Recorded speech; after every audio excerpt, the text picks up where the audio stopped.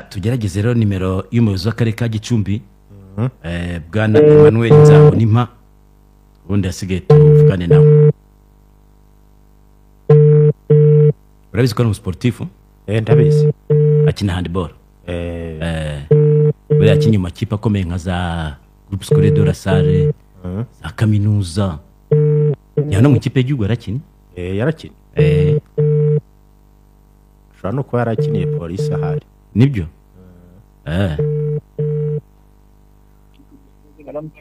Mwaramutse umuyobozi w'akarere ka Gicumbi bwana Nzabonimpa Emmanuel.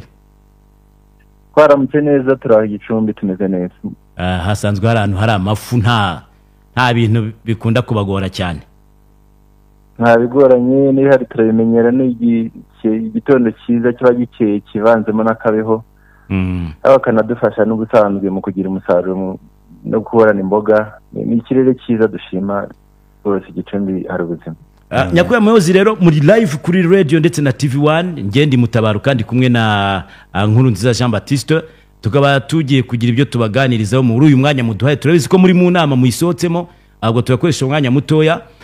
Twabonye icyegeranyo cyasotse kigaragaza ko akarere ka Gicumbi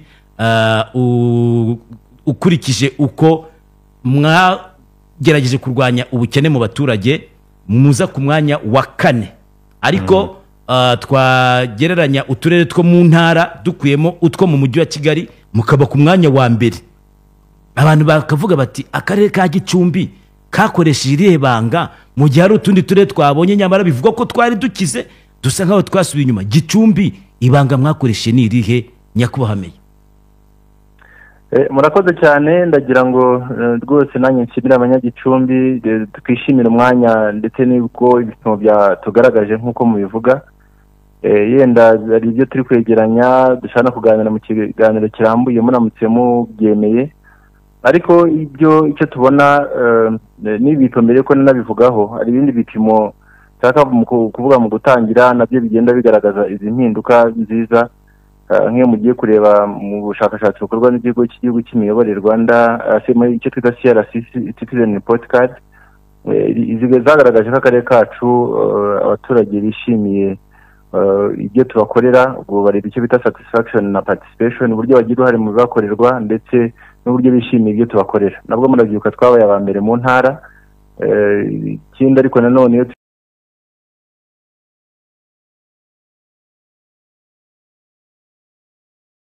byafashwe tugeze kuri 19 n'igice kimwe mu gihe intego y'igihugu ari 19. Ni bigaragaza rero ko ibipimo bigenda biza. Hari ubundi bugenzuzi bukorwa yaba iby'umuvunyi agaragaza ndetse n'ubugenzuzi bukorwa n'umugenzuzi mukuru w'imari ya leta. Ubusanga twarashyizemo imbaraga mu kubyaza umusaruro ndetse no guha abaturage ibyo tubagomba kandi mu buryo bibageraho uko bikwiye. Ibi rero nimbivuga nanabihuza n'andi mahirwe dufite nk'uko Gicumbi murahazi by'umwihariko wo Mutabaruka urahazi neza. Dufite amahirwe navuga ashingiye ku byo tubona dushimira ubuyobozi bukuru bw'igihugu. Ndavuga cyane cyane impereye kuri gahunda ya Girinka, aho nibura tubona hafi 79.9 ubwo hafi 80% y'ingo zacu, ndavuga ingo ziri mu karere ka Gicumbi buri rugo rufite inka kandi n'izanka zikamwa, ni inka zitanga umukamo. Aho nibura buri gihe nk'akarere twashyizeho uburyo bw'uwo musaruro w'amata ugera ku makusanyirizo, uburyo abaturage bishyura ababagurira amata babishyura neza.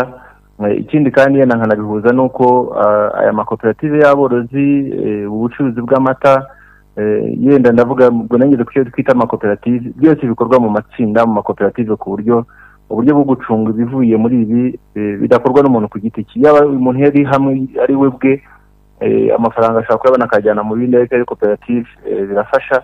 Hamwe rero ko zita amakoperative menshi y'aborozi nafata nka Yakibu ubwayo ifite abagera ku 4,000 barenga. Mukumva rero ubwo nimba ari aba members cyangwa se abanyamuryango 4,000 ubwo n'ingo zirenga izo cyangwa se abagize ngo barenga ibyo 4,000 nikubye kenshi. Ikindi ariko nanone yenda nimvuga ngo nshatse kuzana ijambo icyo nisa amakoperative tuyasanga mu buhinzi, tuyasanga mu bworozi. Murabizi dufite koperative z'icyayi, koperative muri na koperative mu biyongeyeho n'indi koperative y'icyayi gihingwa imusozi. Nayo ubwo no kuvuga ngo buri kwezi uko uruganda rwinjiza umuturage aba yinjiza kandi amafaranga akazira rimwe. Hakaza rero no mu buhinzi twagize umushinga wa Green Gicumbi wagiye dufasha cyane cyane mu mirenge ikora ku mupaka, ni mirenge 9 kuri 21 dufite. Badufashije nabo kuvugurura ubuhinzi. Murabizi cyari igice kikunda kugira isuri, kigira ibibazo cyane cyane nk'igirwaho ingaruka cyane cyane mu bihe by'imvura. Ariko twaciye amaterasi ndinganire ku buryo bushimishije, tuvugura amashyamba, dutera amashyamba imusozi, icyayi cyangirikaga mu gishanga tugitera imusozi, ubu bari gusarura kandi barishimye. Ahatarageraga kawa turayitera. Ubwo mvuze kawa ariko nanabibutsa ko kawa iryoshye cyane muri uyu mwaka ushize nayo yabaye ya Gicumbi. Ubwo nabwo mpise mbabwira ko dufite amakoperative menshi ya kawa usanga mu bice byegereye Mutara, mu mirenge ya Zamuko, za Giti, za Bwisigi igice kimwe, ndetse ubwo n'igice cy'imisozi ijya gushyuha, ndetse n'ahantu henshi twari dufite hatahingwaga. Birumvikana dufatanyije na Green Gicumbi ndetse no kubona ko dushobora kubabyaza umusaruro. Ubutaka bwose turabuhinga kandi tukabweza. Ubwo nagaruka cyane cyane ku kintu cy'amakoperative. Aya makoperative yadufashije gutuma abantu babona ubushobozi, ubwo bushobozi babonye bukabafasha kubona amafaranga kandi amafaranga akazira rimwe. Ubwo amakoperative niyo nashingiye kugenda nagiye nkomozaho, ariko dufite icyo bita ibimina. Ibyo byose nagiye nkomozaho rero ku bworozi. Ubwo navuze ku nka, murabizi ko dufite ubworozi buteye imbere bw'ingurube. Dufite abafatanyabikorwa nshimira cyane, abafatanyabikorwa yaba imiryango itegamiye kuri leta, amadini n'amatorero, ndetse n'ibyo twita JAF muri rusange.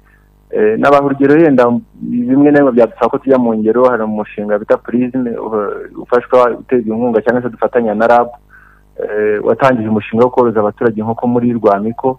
Wagiye kubona ko ari umushinga nyine umuntu wamuha inkoko mu 10 bakamuha aho kuzororera akagenda yitura. Ubu murenge wose ugiye kuba ufite ingo zirimo inkoko, harimo amagi. Nimwumva rero ayo mata, mukumva amagi, mukumva kuba duhinga tukeza, n'ayo mafaranga akazira rimwe. Nyuma nakiri biri muri bimwe mu bisubizo yenda bihuza n'ibi bintu byinshi yenda abaturage bibaza, abantu bakomeje kwibaza aho Gicumbi bimeze gute. Ndagira ngo mbabwire ko Abanyagicumbi urebye ikinyuranyo kiri cy'ubukire, abakire iyo kureba ikinyuranyo cy'abafite amafaranga menshi n'abafite make, ntabwo icyo kinyuranyo ari kinini cyane. Bituma rero ushobora gusanga mu mijyi imwe n'imwe nyine harimo umutabazi ufite menshi, ariko akaza n'undi yenda ntavuze ufite make, ugasanga icyo kinyuranyo ni kinini. Usanga rero iyo mibereho y'Abanyagicumbi, urumva umwe ashobora kuba acuruza afite byinshi akunda, afite amata, undi yinjiza biturutse mu cyayi, undi yinjiza aturutse mu buhinzi, kuko izi gahunda z'ubuhinzi nazo murabizi ko leta yashyizemo imbaraga. Turahuza ubutaka, turahinga tukeza, tugafasha abaturage bacu kujya mu bwishingizi. Ikintu cyitwa guhuza ubutaka no guhinga igihingwa kimwe bigarukana no muri amakoperative cyangwa se amatsinda ahuza abo bahinzi. Ibyo byose ni bituma amafaranga yaziye rimwe umuturage abasha kugira ahaba hazima. Ubwo nagarutse yenda kubyitabwaho cyane mu kureba niba umuntu afite inzu isakaye, irumvikana amafaranga yaziye rimwe. Buriya ari ubukangurambaga twagize, yenda navugiye ngo bimwe bishana gusaba umwanya, tuvuga ngo tukinjira mu nshingano nyakubahwa Perezida wa Repubulika tubwira ukuntu Gicumbi hari umwanda, twibutsa ukuntu iki gice cyacu kirimo ibiyobyabwenge, harimo n'akanyanga muzi yinjiraga cyane ku bwinshi, n'abarembetsi bayizanaga. Yego, batubwira iby'abarembetsi. Tukijya mu nshingano hamwe n'inama njyanama twarikiye turatekereza n'iki twakora. Ikintu twahereyeho cya mbere, nyakubahwa Mutabarukana n'umunyamakuru muri kumwe, ikintu cya mbere twahereyeho nicyo ni ubukangurambaga bwinshi bishingira ku myumvire. Tugaragaza ububi bw'izi nzoga, tugaragaza ububi bw'umwanda, dushyira imbaraga mu gushyira ibikorwa remezo by'amazi. Butwagiriye mu mibare mukareba ukuntu nibura bije y'akarere yacu yagiye yongera kuva muri miliyoni hafi za miliyari 27, ubu turi muri 40. Amafaranga menshi twashyize mu mazi dufatanije n'abafatanyabikorwa nka World Vision, the Water for People. Dufitemo benshi dufatanye, ntagiye kurondora hano. Ubu dufite ibirenge ibona amazi, icyo twita universal coverage, babona amazi nibura 100% mu metero 500 mu cyaro, ndetse n'iziri munsi nka 200 mu mijyi. Nubwo wenda ataza neza, abaturage barabikitubwira, ariko iyo yaje nibura bakayabona hafi. Ibyo rero byatumye ducya ubukangurambaga nyine. Turavuga ngo umuturanyi ngira nkugire tugeraneyo, ukumva kugize icyo afite yafasha mugenzi we, ukumva yuko uwo dufasha ari muri gahunda ya VUP, umwegera ukamuparena, ukamugira umujyanama, ukamubera umujyanama. Twigisha abaturage bacu kuzigama. Ubu muri Ejo Heza nubwo mu ntara yacu twageze n'ubundi ku 100%, ko n'akarere kageze ku 100% ku ntego twari dufite, kandi ni ibintu bihoraho kwigisha abaturage kuzigama, korora, gusagura. Birumvikana amafaranga yagiye azira rimwe n'ibyo nakomozagaho, ntabwo bavuga ngo umuturage ufite amata, ufite icyayi, ufite ikawa, uhinga keza mu makoperative amafaranga azira rimwe ngo yagira inzu idasakaye. Rero dufite amazu asakaye neza, yewe n'amasima mu nzu, ari ibyo twita abadamu tuye dufatanya guseserana bakajya mu bimina bakabatuye umuntu nta sima afite, niturasa ku ntego uyu muntu tuzamushyiramo agasima, ubwo yasima ikaba yabonetse. Ibya nyakatsi byo byabaye amateka, dushimira nyakubahwa perezida wa repubulika, rwose nyakatsi yabaye amateka, Gicumbi ariko n'ahandi. Ibyo ari byo byose mwavuze ikirere twanakomojeho, iyo mugiye kureba ikirere cyacu nacyo ni amahirwe dufite, yenda bishobora no gutuma kuza kugaragara ko iyo urebye uturere tw'amajyaruguru, ndavuga ubwo gende bwagure, usanga twose turi munsi nibura ya average cyangwa se impuzandengo ku rwego rw'igihugu. N'ikirere cyacu kiradufasha. Ibyo ari byo byose nta muntu wajya nta munyagicumbi wabwirirwa cyangwa se ngo aburare kuko dufite imboga. Usanga abantu twashyize yuko mu bukangurambaga bwa kabiri twashyizeho nyuma ya Mutoranye ngira ngo twashyizeho ibyo tuvuga ngo duhure mu isibo n'ingoga, aho tuvuga ngo buri muturage nibura muzaturebe niba no mu rugo gahari buri muntu afite akarima k'igikoni kamufasha kubona imboga. Ni ukuvuga ngo ari n'isesengura turi gukora ubu ngubu, aho dutangira ubwo bukangurambaga bwa duhure mu isibo n'ingoga. Hari n'imirenge yamaze kuripotinga yuko 100% uturimo tw'igikoni duhari, kumva umurenge wose urakubwira ariko nibura buri rugo rufite akarima k'igikoni karimo imboga zitandukanye.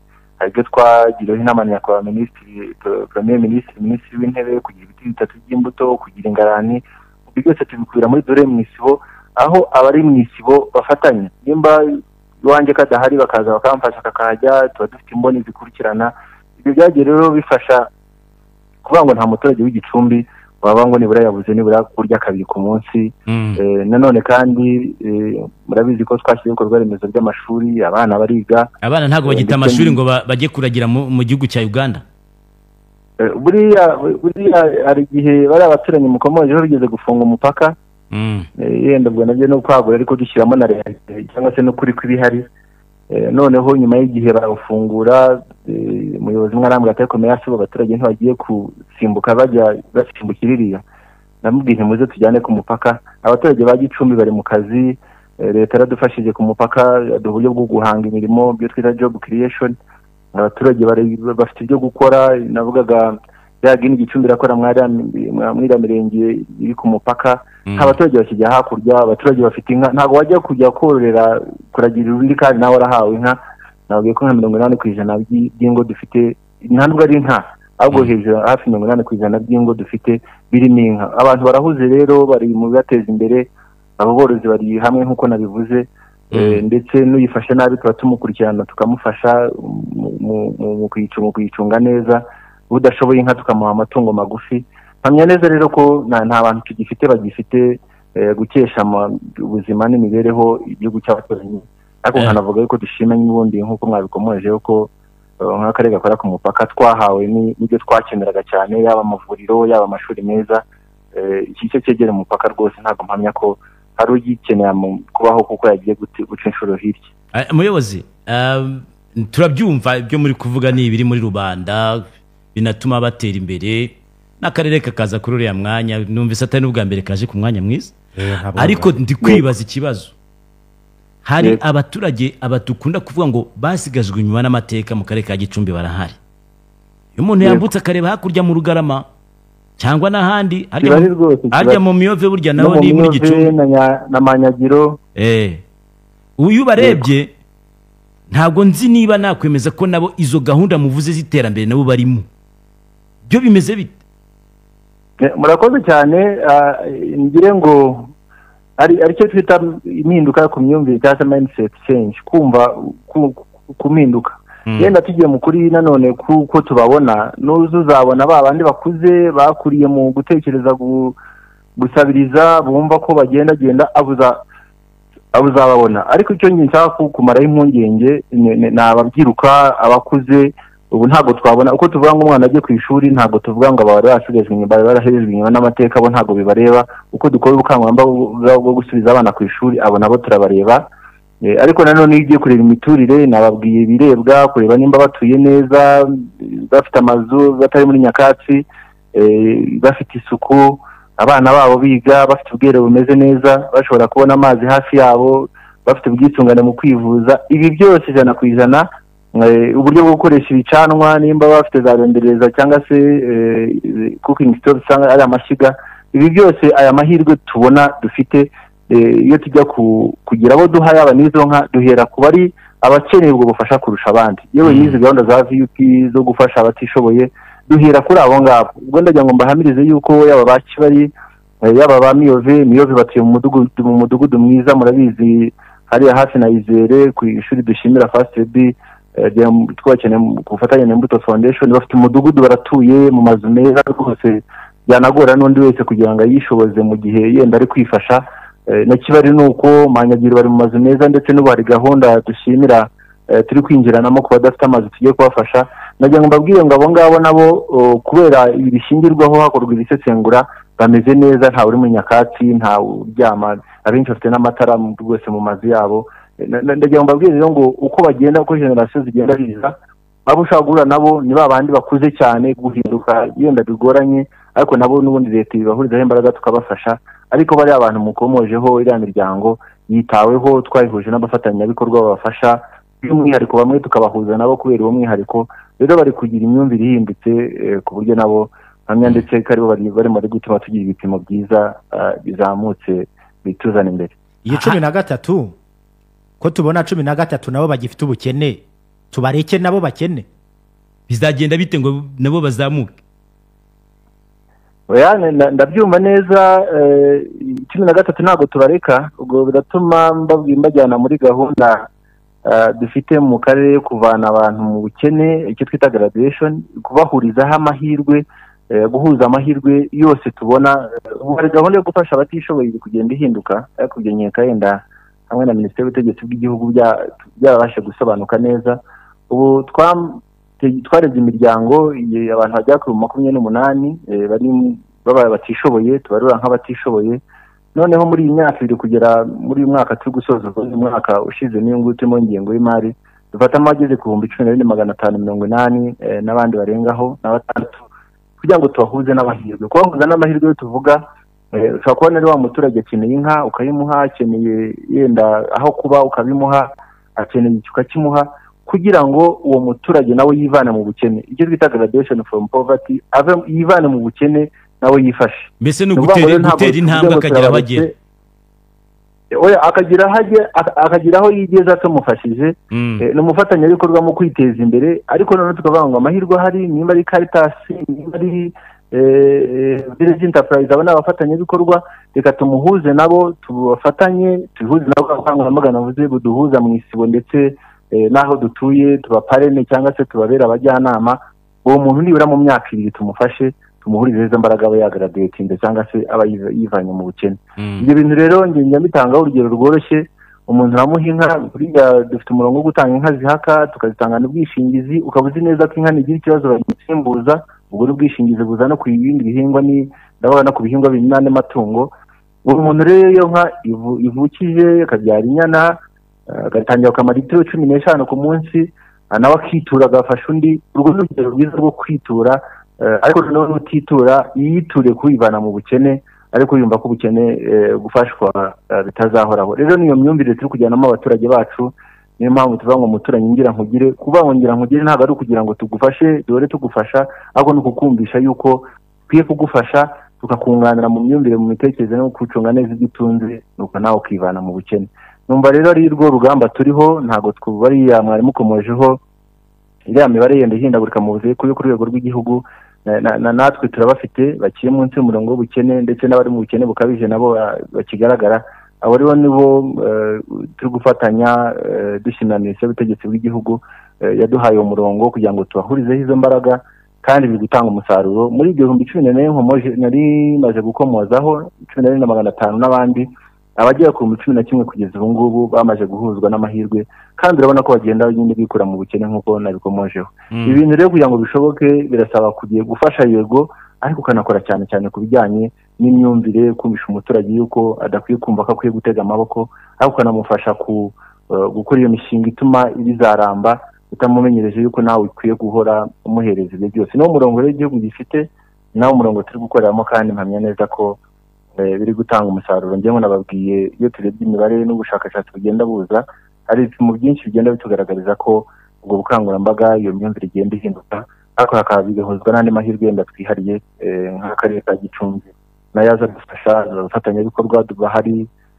uko tujyanamo, uko abaturage bahindura imyumvire.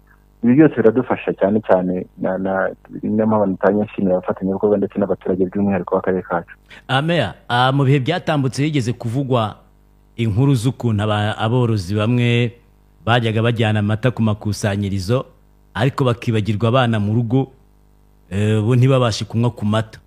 Ibyo bintu byararandutse cyangwa birakomeza bibashuke mugira ngo abantu bari gutera imbere kandi abana batabasha kurya ku musaruro w'ibiri mu rugo iwabo?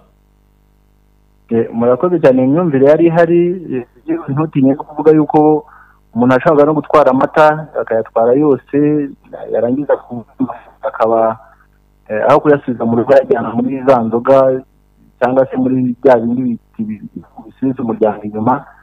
Niyo mpamvu rero nakomoje ku kintu cyo kugira imyumvire, gukorera hamwe, imyumvire n'imitekerereze imwe. Ndavuga bafite ibyo uko bashoboye mu guhindura imyumvire, bahindura imyumvire abagenzi babo. Rero twabwiye abaturage yuko ubundi ari ibyo kuvuga ngo duhinge cyangwa nitwiza dusagurira amasoko. Ni ugusagurira isoko, abo ntabwo ari ukwisagurira. Kera hari igihe byabagaho ugasanga abantu barishije, ugasanga abantu batangije ibirayi byiza babijyanye ku isoko, musigaye muri kurya twa tundi tudasobanutse, ugasanga nyine ukamira litiro 5 n'igice, cya gice nicyo bumbisha ushobora kuba wakoresha mu rugo. Rero n'ubukangurambaga bwumvisha abaturage ko nyakubahwa Perezida wa Repubulika twifuriza iyo duhaye inka ni ukunywa amata, ahubwo noneho ugasagurira isoko. Ibyo tweza ntabwo ari ngombwa ngo urye ibitameze neza ibindi bijyane ku isoko, ariko niyo mpamvu nanone tuvuga ngo reka tumaramaze dushyireho uburyo bw'uko nimba ari imboga ziboneka ku bwinshi, umuntu azibone noneho byoroshye, nimba ari ayo mata aboneke. Rero iyo ari mu makoperative, ubwo bukangurambaga tubujyanamo n'amakusanyirizo n'amakoperative barimo, kugira ngo abantu mu by'ukuri ibyo tweza, uwo musaruro dufite ubanza dutunge twe ubwacu, ibyo tujyana ku isoko n'ibyo dukuye mu amafaranga avuyemo tuyagarure mu miryango yacu mu gushaka bya bindi twaburaga. Numva rero ni urugendo rukomeza, ariko ibi bipimo bigenda bigaragaza kandi bishingiye ku bushakashatsi tuzi buba bwizewe, ni bigaragaza ko hari impinduka, ariko urugendo turacyarukomeje. Hari ikibazo mbonye abanyagicumbi bavuga ngo tubabarize bijyanye n'umujyi wa Gicumbi. Abantu bakurikije uko babona umaze kuzamuka, ntabwo ukiri kwa kundi wari umeze mbere. Abantu bakibaza bati se kutajya ushyirwa mu mijyi yunganira Kigali, ntushyirwe mu mijyi igaragira Kigali, ese ni ubuvugizi budakorwa? Byaba biterwa n'iki muyobozi? Murakoze cyane. Buriya gushyira imijyi mu byiciro, yenda nanjye yenda tugikoraho ubuvugizi turabukora, kandi n'irijwi mu tunye tubiganiraho naryo ryatuma naryo ryumvikana. Tubona umujyi wacu utera imbere, umujyi uri ku mupaka, buriya turi no mu turere dufite imipaka minini, nyine tukigaragara mu turere tw'icyaro. Ni umujyi ugenda wiyubaka, turi kwagura, turi gukora ibyo twita physical plan cyangwa se kunoza imiturire. N'abadukurikiye batuye za Kigali bamenye ko ubu twasoje site ya Nyagatoma. Abantu bagikeneye ibibanza ntegere Kigali rwose basimbukire ku Gaseke k'uyu muhanda ugana ku Bwesero. Iyo site yaratunganijwe, ubu turi gutunganya Kibari, site ya Kibari. Hagiye no gutangira n'umuhanda wa Byumba Ngondore uca aho Kibari mu mpinga nziza yagutse yo guturamo. Nimvuga ibi ngibi ntabwo ndi kugira ngo yenda ndagira ngo mbihuze n'ibyo navugaga, kugira ngo umujyi ujye mu mujyi yunganira Kigali, cyangwa se mu mijyi buri secondary cities cyangwa se satellite cities. Iyo mijyi uko twishyira mu byiciro biterwa n'uburyo ituwe, n'uburyo ibasha kuba naba yabasha gucumbikira uko bangana. Ubwo rero uko tugenda twaguka, uko imibare igenda yiyongera, uko dutura, uko tugenda tuvugura imiturire, mpamya neza ko bizaba impamvu nziza yo kuba twashyirwa muri iyo mijyi yunganira umujyi wa Kigali. Rero tugikoraho ubuvugizi, ariko natwe mu byo batubwira dusabwa kuba byakuzuzwa harimo icyo kijyanye no kongera uburyo bw'abaturage mu mujyi wacu basha gutuza. Ariko natwe iyo turebye mu bindi bipimo dusanga dukwiye turi abakandida beza, ariko ntabwo nshidikanya ku nzego zibishinzwe. Ibyo twarakibuze, intumwa za rubanda zitugeraho turabiganira, tekerezaho tukaba twafashwa tugashyirwa muri icyo cyiciro. Gusa nanone ariko nanone ibyo tugenerwa na leta turabibona, ndavuga ubushobozi buza, ariko tutanirengagije yuko imijyi yunganira Kigali nayo igira izindi nyungu zishobora gutuma iri terambere tugenda dukomozaho rirushaho kwiyongera. Ibyo rero tubikora ubuvugizi, ariko biba bishingiye ku mibare n'ibifatika. Imibare tugenda tubona rero nayo ikwegereza Kigali, nabonye turi aba kane nyuma y'uturere twose twa Kigali, wasanga ari ikindi gipimo gishaka kugaragaza ko dukwiye kujya muri iyo mijyi yunganira Kigali. Hari umuntu hano ubajije ikibazo kijyanye n'igishanga cya Murindi hariya Gatuna, agira ati haruzura imyaka ikangirika, bimaze imyaka myinshi ibyo bintu biba, ubwo ngo muhafitiye iyihe gahunda, bizagenda bite?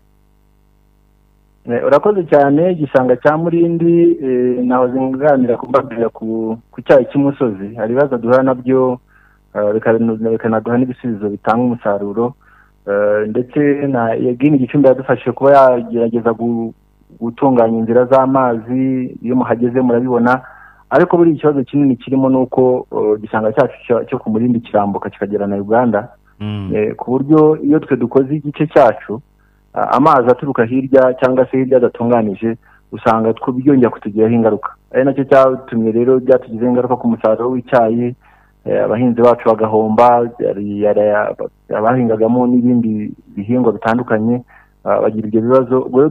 Ku cyayi ho tuhazamo ubwo buryo bushya, dufatanije na Green Gicumbi duhinga hegitari zirenga 50 z'icyayi musozi, kandi umusaruro wacu abaturage batumye mu kubona ko wagiye wiyongera ukabana mwiza kurusha icyo mu gishanga hasi, bari no kugitera ahandi. Ngarutse ku kibazo mwamubajije rero, turi gukora inyigo mu mushinga bita SEDAT, turi gukora inyigo kugira ngo turebe uko igishanga cyatunganywa, ariko imbogamizi zirimo cyangwa se ibyo nagarukaho nyine nkuko nendikomojeho nuko izo ngamba zo gutunganya igishanga zitareba igihugu cyacu gusa, ahubwo bireba n'abaturanyi. Birasaba rero ko wenda sinzi inyigo izagaragaza, ariko hari inyigo ihari iri gukorwa kandi iri kugera ku musozo ku cyakorwa kugira ngo cya gishanga cyacu gitunganywe, tukibyaze umusaruro uko bikwiye. Si icyo gusa, n'ibindi bishanga dufite n'ibindi bishanga yaba na za Warufu n'ahandi twifuza gukora inyigo kugira ngo ibishanga byacu bitubyare umusaruro, ariko by'umwihariko kiriya cyo twatangiye kugikoraho ku bufatanye na Minagri, umushinga bita SEDAT iri kudufasha gukora inyigo ku cyakorwa. Bararikireho kubona ko hari byinshi byakorwa, ariko hashingiwe nanone ku bushobozi bwaboneka, ariko iki cyo turakizi kandi twagikoreye ubuvugizi. Abadepite n'abasenateri baragisuye mu minsi yashize ya vuba hano, kubera ubwo buvugizi twakoze. Hamya neza rero ko igisubizo kizaboneka vuba, ariko hagati aho twishatse n'ibyo bisubizo, umusaruro twabonagamo dutangira kuwushakira aho handi nk'uko nabivuzeho. Nk'akarere ka Gicumbi usanga kagizwe n'imisozi, iyo ugenda ureba usanga hari ahantu hari imihanda itameze neza, imihanda migenderano. Ubwo mbijyanishije n'umuntu wari utubarije ati mutubarize bwana meya gahunda yo gukora umuhanda wa Cyamutara Rutare Cyuru. Yego. Umuhanda mubi cyane, abantu bashora imodoka zabo baririmba urwo babonye. Ntabwo uriya muhanda, ikibazo cy'imihanda nyine nk'akarere k'imisozi miremire, ariko nanone kubaka imihanda na gahunda ya leta yo kubaka imihanda ya kaburimbo, usanga bisaba kugira ngo dukoreshe ibyo dufite tuyitunganye mu buryo bwo kuyitsindagira, mu kubaka ibiraro birimo. Dufite amakoperative y'urubyiruko adufasha, ariko ubwo nimbuga amakoperative y'urubyiruko nuko ari amasezerano dufitanye adufasha kuba yageraho dukosora yenda habangamira urujya n'uruza. Mu by'ukuri icyo kibazo cy'imihanda kirahari, uretse n'iyo ngiyo dufite umuhanda wa Byumba hano umanuka Buhambe uzamuka mu turere uduhuza na Burera, dufite umuhanda wa Maya uri unyura Yaramba. Yego, uri Yaramba.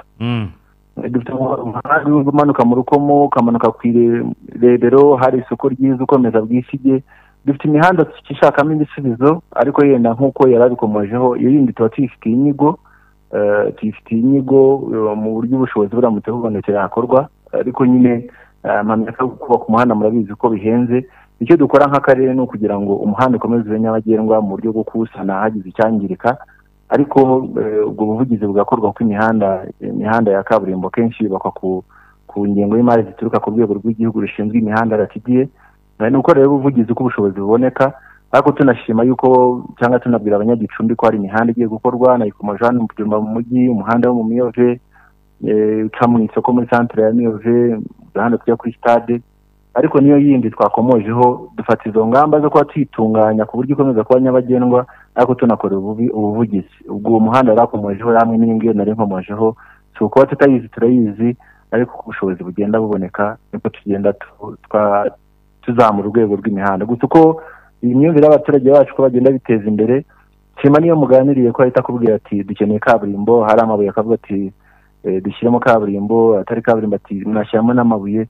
Ni imyumvire igenda izamuka inadusaba ko tuyuha abaturage bacu ibijyanye n'urwego bagezeho rw'imitekerereze. Ubwo rero ubwo buvugizi dufatanye kubukora kugira ngo imihanda iboneke. Hari umuntu utubwiye ikibazo cyo mu Rukomo avuga ati rwose badukoreye umuhanda mwiza pe, kandi mbona ko abantu babishima, batariko kuba isantere yose idafite parking ngo byasubije inyuma ubucuruzi namwe muzi bujye bukorerwa hariya, ngo imodoka ntago zikihagarara kutagira parking. Ngo nta parking iba mu Rukomo, kandi ngo komeretse kubanyura nsanga ntayo, uwibeshe ugahagarara nguragura twatuna abantu bamenyereye kuhagura, polisi ihita igufata.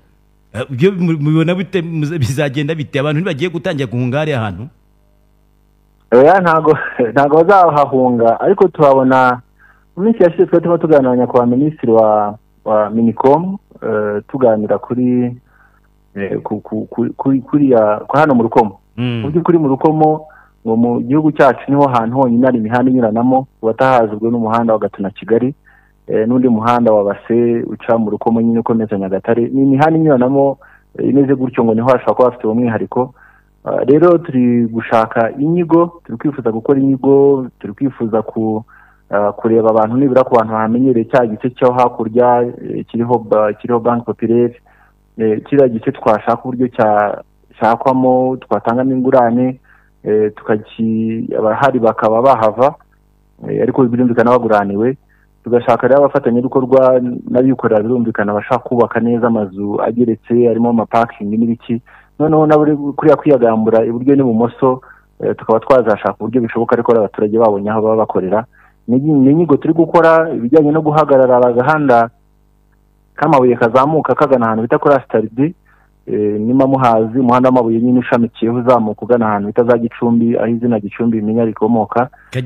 Kerekeza harya bari barakize gare? Yego na hariya hari gare twemereye, twarasabye bemera kuba abantu bahaparika ku muntu ushaka gutindaho, ariko n'undi wese ushaka guhaha mu Rukomo aho guhagarara muri centre ya Rukomo wigira imbere gatoya, ari icyapa, ari Rebis, ari munsi ya Bank Populaire, hari icyapa cyemeye ahantu hani yemerewe kuba abantu bahagarara. He n'ahandi ku bufatanye bakora umuhanda badufashije kuringaniza akantu twajyo ka parking k'imodoka niyo zaba nini nyinshi cyane zishoboka. Twumva rero abanyarukomo bakwiye kubyumva gutyo, kugira ngo duhagare duteze nanone tubangamira urujya n'uruza, bajye bigira imbere gato bahagarare baparike, noneho bagaruka inyuma banaruhure amaguru. Ubu umuntu ugeze mu Rukomo avuye Kigali ashaka akoresha nk'isaha, avuye Nyagatare akoresha nk'isaha n'igice, umuntu akananura n'amaguru akagenda akagura, yarangiza agasubira mu modoka akagenda. Ariko ikindi na polisi nuko nk'abacuruzi ubwabo uri gupakurira imizigo we ashaka ku iduka rye ashaka kuyikuramo vuba, yarangiza agashyiraho ngaho imodoka twavuze ishobora guhagarara.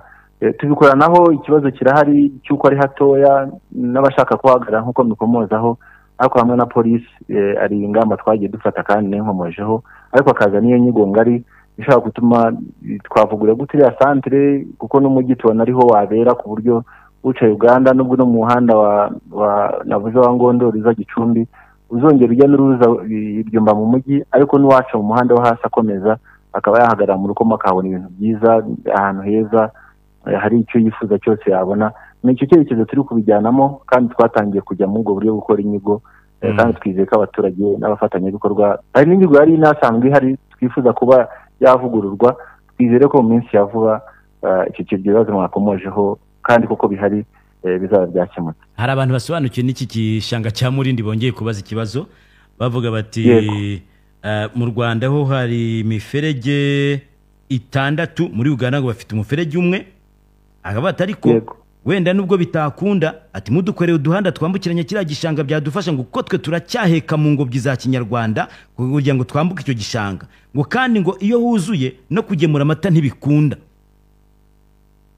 Ibyo bavuga ni ukuri, hari nubwo nyine mu gihe gushaka ibisubizo we ntiyakabaye aheka mu ngobyi ajya kure kuko kiriya gishanga iyo ucyambuka hakurya hari poste de santé kuri urwo rwisumbuye cyangwa se icyo twita second generation health post bita Nyarwambu iri hakurya ku gasozi ari hakurya Gatuna nyine muri Kaniga, ariko tukagira n'indi centre de santé ya Cyumba iri hano Gatuna neza hejuru y'umupaka. Rero umuturage ntabwo akambuka ajya Nyarwambu yajya Gatuna, ariko nyine icyo baba bashaka komozaho nanone yena nk'abo b'amata nuko koko iyo huzuye niyo mpamvu turi gukora inyigo, amazi arazamuka. Umuntu ushobora kuvana amata hakurya muri Kaniga yenda yazanye hino kwa ba Milton, ndavuga hano ku Gatuna ku mupaka, bishaka kuba imbogamizi. Rero mu gihe bitarakemuka ni Blessed Diary, ni Blessed Diary niho bita kwa Milton. Ubwo rero washaka kubangamirwa, ariko icyo tugira inama abaturage bacu, ushaka gushaka ibintu byoroshye ukaba wahuramo n'ikibazo. Ushaka kuva Nyarwambu hakurya za nko hakuno azanye amata kuri kaburimbo, ibyiza ko yasubira inyuma ku Murindi akamanuka akambuka kuri muhanda mu Maya. Ikindi kandi nanone nubwo tuva gutyo ushaka urugendo rugoye, ariko hari abo twita abacunda bakora mu buryo buzwi, bakusanyiriza amata aho hafi, none bakaba bayajyana bageza ku makusanyirizo cyangwa se aho hose dukomojeho, ariko udafashe risque cyangwa se utishoye muri icyo gishanga, cyane cyane mu gihe cy'imvura haba icyo kibazo nyine cy'amazi. Ariko igisubizo gihari nuko turi gukora inyigo bagira ngo twubake ikiraro cyo mu kirere, ariko ukareba ikiraro cyo mu kirere nyine ubwo nabyo bishobora kuzabigaragaza cyagorana iyo cyambuka kiva hakurya aho Nyarwambu mu mbuga kiza hakuno Gatuna. Numva rero inyigo iri gukorwa, turi kubyumva nk'ikibazo gihari cyo gukemura, ariko abaturage nabo tubabwire ngo twirinde gushyira ubuzima bwacu mu kaga igihe tubona ntatari umucyo. Nta mpamvu twakoresha ubwo buryo twari dukomeje bw'indi mihanda ihari, cyane ko amavuriro ahari, amashuri arahari ku mpande zombi, ku misozi yombi. Yenda iki kibazo cy'urujya n'uruza yenda bakeneye shortcut cyangwa se inzira ya bugufi kikazakemurwa binyuze muri iyo nyigo nakomojeho. Ariko n'ubyumva ntiyumve ko ari uburangare, ni igishanga kirekire, ni ahantu hakeneye inyigo ndetse n'igishoro cy'amafaranga menshi.